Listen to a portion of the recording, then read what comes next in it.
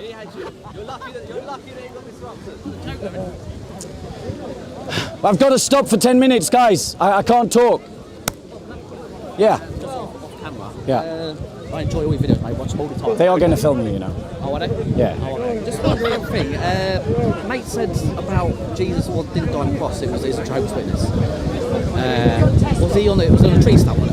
Yeah, Jesus died on a cross, and the Bible's very clear about that. I know you and their witnesses are. They're heretics. Yeah. They're not Christians. I know that. I'm not a practicing Catholic. Yeah. But he didn't die on the crucifix. Yeah, no. He didn't die on the cross. No, the Bible's very clear. No, the Bible's very clear. No, the Bible's very clear, bro. It wouldn't take your weight, that's what he says. No, it wouldn't take your weight. If your whole body... He's talking crap. Is he? Okay. Yeah, he's talking, he's honestly talking crap. So the Bible is very clear. He hung on a cross. So let me just show you. So he then handed over to them to be crucified. Now the point of crucified, that's where we get the word cross from, cruxis. Right. So it's coming from the root of the word cross. Okay. Right? They took him therefore, and he went out bearing his own cross.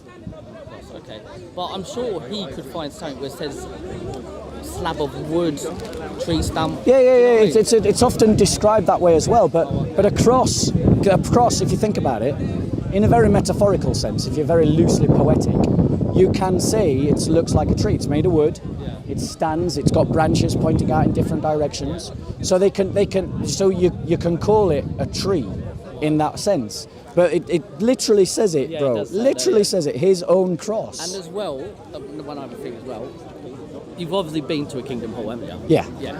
You wouldn't even know it's a place of worship, would you really? No, it not looks really. like a place, and it's just a hall. There's no big cheese or there's no crucifix. Yeah, there's just a hall there. He questions why people wear the crucifix as well, because obviously Jesus, is God. Yeah. Why would you wear the crucifix if it's the symbol that's he died? Like if your mother got shot with a gun, yeah, would you wear the gun round your? Well, exactly. Have you heard this argument? Yes, before? I've heard this argument before, but if anything, this is evidence of the crucifixion.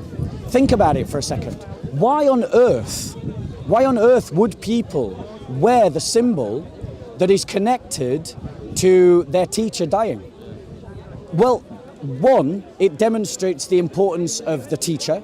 Two, it demonstrates that the means of his death has more significance than simply about dying. And three, it's evidence of how he actually died. So the fact that the earliest Christians were wearing a crucifix, the fact that the earliest Christians were all wearing a crucifix is evidence of the fact that A, he had followers who understood that his personal importance, B, that they understood his death to be important, and three, that they understood that he had died on a cross. So if anything, if the brother is criticising the earliest Christian practice, he's admitting that there's evidence demonstrating what we believe. How can there be so much confusion when there isn't? Unlike the Quran, there's only one, isn't there? But I know you... Brother, there's no confusion. Well, no, there must be confusion. If you've got some sections of Christians not thinking that, but obviously you think that. No. Firstly, the Jehovah's Witnesses are not Christian. They are an American religion founded in the 1800s by an American. Christianity was founded by our Lord Jesus Christ 2,000 years ago in Palestine. There is zero confusion amongst Christians about whether Jesus died on a cross. Or the only people that are confused about that are the people trying to deny it. Because they read the Bible just as much as you guys, so why would they... Well, the thing is that they're not using the Bible. What they're using is what's called the New World Translation. Yeah. And the New World Translation is condemned by every academic as being an unfaithful translation of the Greek New Testament. One of the leading scholars of Greek New Testament literature was Dr. Bruce Metzger. Now he was a shy academic type, but he was so outraged about the New World Translation that he actually produced one of the only videos that we ever have of him. He went on video to condemn the production of the New World Translation as being erroneous and deceptive. And that's what the Jehovah's Witnesses read. They don't read a reliable translation of the Bible. So this is why we Christians, we need to learn apologetics. We need to learn how to defend our faith. We need to learn how to stand up for our faith. Yeah, I'll tell you what, I've seen every single one of your videos, I find, and I'm not even a practicing Christian, I'm Catholic, not through choice, my mum now. Yeah. But it's two people I follow, it's you, a lot, and Tommy Robertson. Yeah. How do you like being in that company? Well, I mean... Because I despise Islam, and I'm Yeah. massively sure I follow Tommy everywhere. Yeah. Everywhere. And I'm just come onto your, looking at a lot of your videos, accidentally, DCCI, Daniel Kane and all that as well. I've seen a lot of them lately, but... yeah. So I got a couple of thoughts that I would like to make in response to that. Okay, go for it. The first is, if you want to win, I know. stop hating Islam. Yeah. Start loving the church. I don't hate the church. No, listen to what I'm saying, bro. I'm trying to counsel you.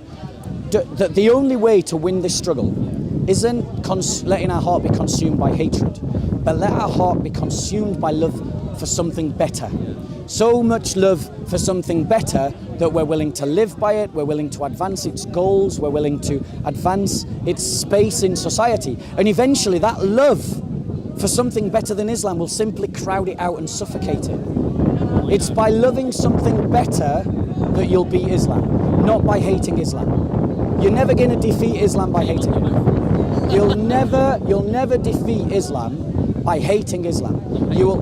No, I don't hate Muslims. You do hate Islam, though. Yeah, the ideology. The ideology. I find it hard to like them. Yeah. I don't hate them. No, I can like Muslims. But my point is, the reason why I'll never convert to Islam and why I'm so utterly committed to defeating Islam isn't because I hate Islam. It's because I love the church and I recognize that Islam is a threat to the church. And that's one of my counsels to you. My second counsel is this. I know you're not a patriot, are you? I've seen your arguments with people. Yeah. I'm a patriot as well, and the way it's going. Look at France. I think they're 8%, aren't they? I think they're approaching 30%. 30? I think they're approaching 30%. And you can see lately the issues they've got. I just don't want us going down that road. Right, but here's the thing, bro. And here's the thing. Excuse me. Sorry to interrupt you. Are you going to be uploading that video? Yes, I should be. Yeah. May I give you? Could you give me a call? Just let me know on that when you've uploaded it. Yeah. And because I'd love to see it. And it's very interesting. I love your passion, brother. Yeah. And your knowledge of the Bible and the Quran is exceptional. And of course you've got knowledge in other things, the abuses that are going on around the world. Yeah. The solution, what I see, is we need to have a freedom of speech parliament, because it's not the Muslims so much, it's our weakness of the government not being able to say to Muslims who want to leave Islam, you'll have safe refuge, the British people will look after you, and if you want to leave Islam. And this is something I do want to do a talk on, because the brother's right. The reason, and this is the reason why I'm saying that you've got to love the church, because the political establishment of our countries are wedded to an ideology that will defeat them. And until we free ourselves of that ruling class, we've got to invest in something that will outlive that ruling class, and that's the church. Now listen, we got an election in 4 years' time. We send off 650 emails to all the MPs and we ask them, where do you stand on freedom of speech? Are you for it or against it? The ones that are against it, we run candidates of free speech candidates, whether it's Lawrence Fox or whether it's David Curtin. Whatever, as long as they run on a free speech. There won't be many saying they're against it. Yeah. Good. No, and I don't know if that's going to be any... But good, because we've got to hold them to it. I bet you there are a lot who are going to say this. They'll say, I'm for free speech, but as soon as they say but on the email, I agree that maintaining free speech is absolutely essential, because free speech is toxic to Islam. Yeah. It is. Yeah, I know. But let us be clear. As a Christian, I'm committed to something bigger, older, better, broader and wider than liberal democracy. Liberal democracy, one second, brother, one second. Liberal democracy is possibly the worst way of governing society. It just happens, to quote Winston Churchill, to be better than every other system that has been currently presented. But Christianity is not wedded to liberal democracy.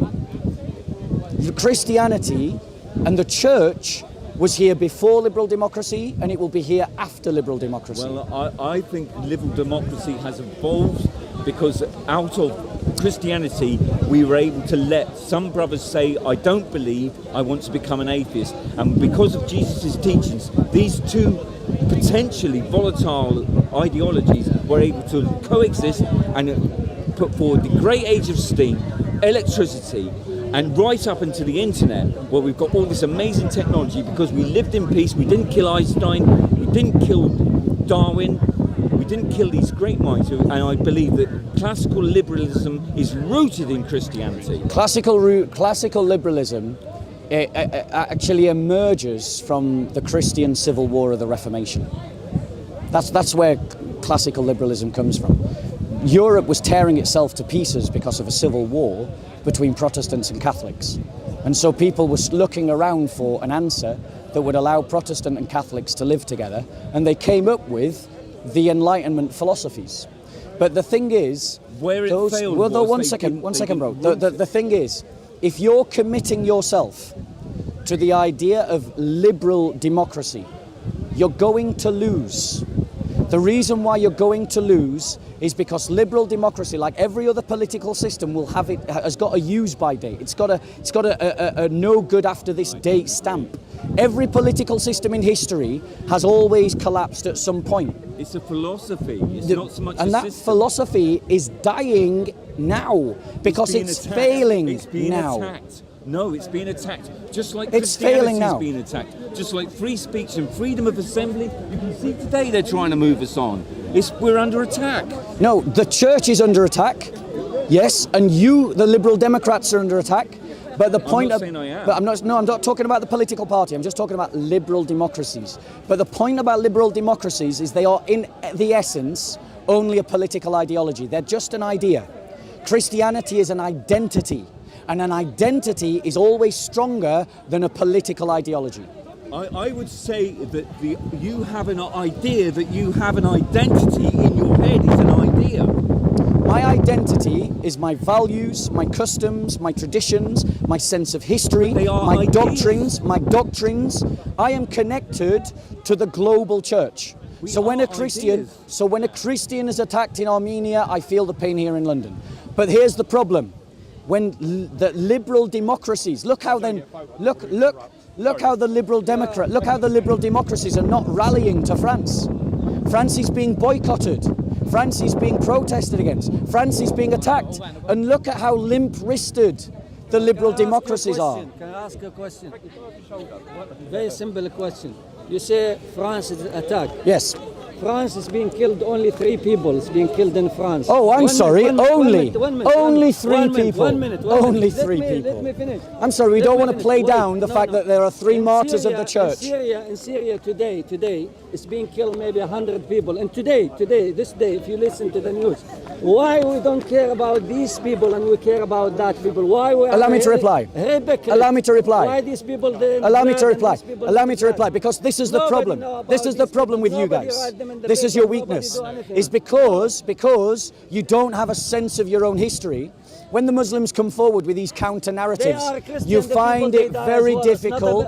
not You a find Muslim. it. Oh, sorry, In sir. Will you Syria- stop being rude? Okay, go on. Because if I have to shout No, over you you, don't need to shout. I will do. All right, go on. So stop being rude, because we were having a conversation. You wanted to ask a question. Yeah, You've I asked asked your a question, but you question. didn't answer Stop me. being rude. Okay, answer me. So let's go back to what I was saying.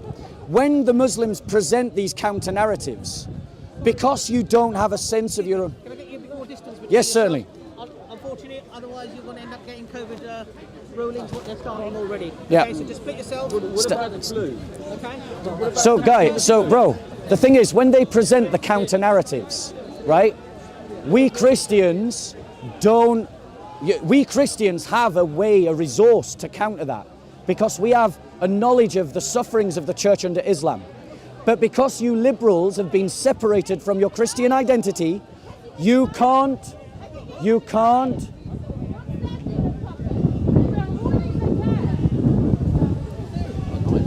They think this guy's got a knife. You need probably to get an officer to check him. This guy in the black hat with a mask.